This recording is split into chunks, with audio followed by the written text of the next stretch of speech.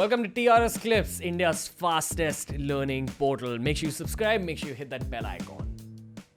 I'd love to ask you about aliens. Let's begin there. Okay. And Vimanas. We've actually had Gauranga Das on the show as well. Right. He spoke basically about aliens. He didn't call it that, but he spoke about multiple planes, multiple planets, hellish planets, heavenly planets. Yes. I'd love to know your perspective on aliens. Sure.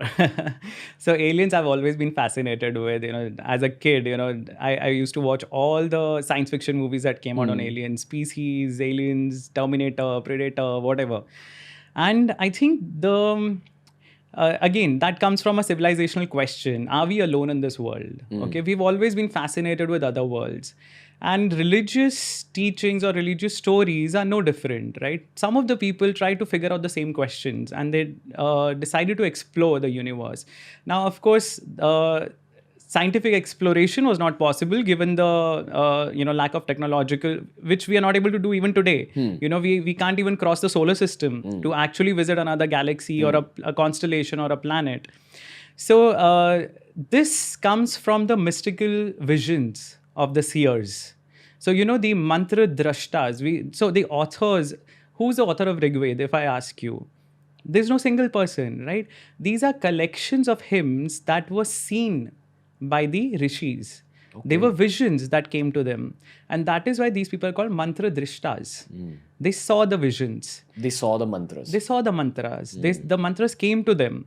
How would you explain what a mantra is to a Westerner listening to this podcast? So a mantra is a collection of words that has, that's generally set in a particular meter. And this is supposed to be pronounced in a specific way. And generally they are recited at a certain specific time of the day. So they have a lot of people believe that mantras have power. Like you can to transform. You can probably compare it to a spell in Harry Potter. Exactly. Exactly. Expecto Patronum is a mantra. Exactly. These are like spells, but they are interestingly there are spells like that in the Vedas as well, the Reta Vedas, Atharva Veda also. But these mantras are more of hymns or praises or eulogies to the gods. Okay, and these mantras were seen by the seers. So there's no single author of the Vedas. There are 10 mandals of the Rig Veda, and all of these have collections of verses and hymns that were seen, envisioned by different rishis. And this, amongst these visions, were the visions of how this universe is. So this is not really detailed too much in the Vedas, but in the Purans, you see this description coming to fruition. And you see a full-blown explanation of how the universe looks. For example, Gauranga Das Prabhu I've heard his lectures in ISKCON, and he's a very good speaker, orator. So ISKCON believes in the Srimad Bhagavad Puran, right? And Srimad Bhagavad Puran gives the entire division of lokas into different planes, of the universe into different planes. So there are 14 lokas.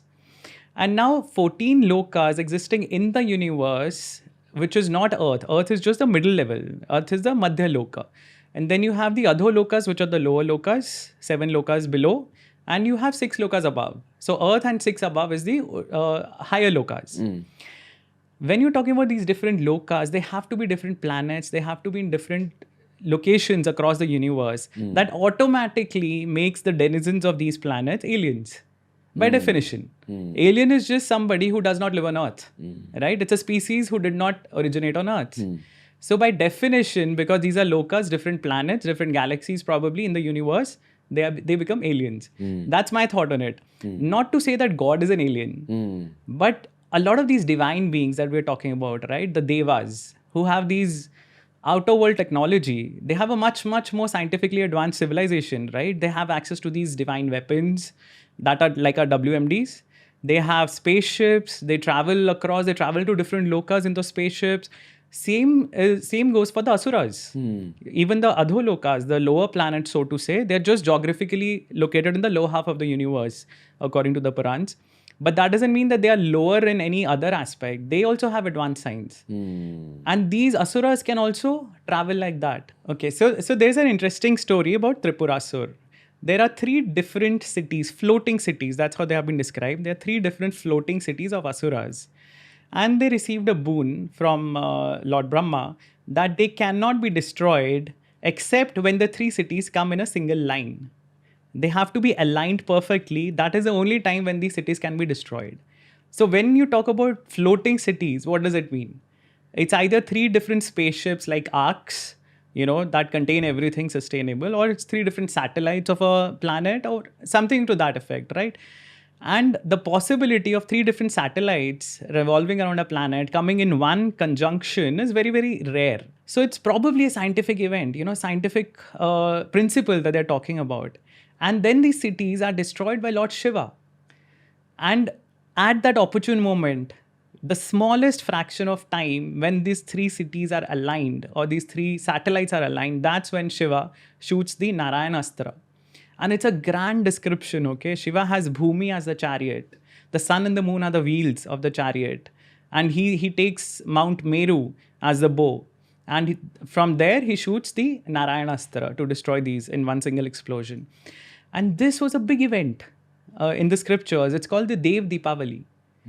Okay, so this we don't even know of, right? But the Shiva temples, the major Shiva temples in the country, Kashi and the southern temples, they all celebrate this event. And this comes 2 weeks after Diwali. Okay. So when we celebrate Deepavali, 2 weeks later is the Dev Deepavali.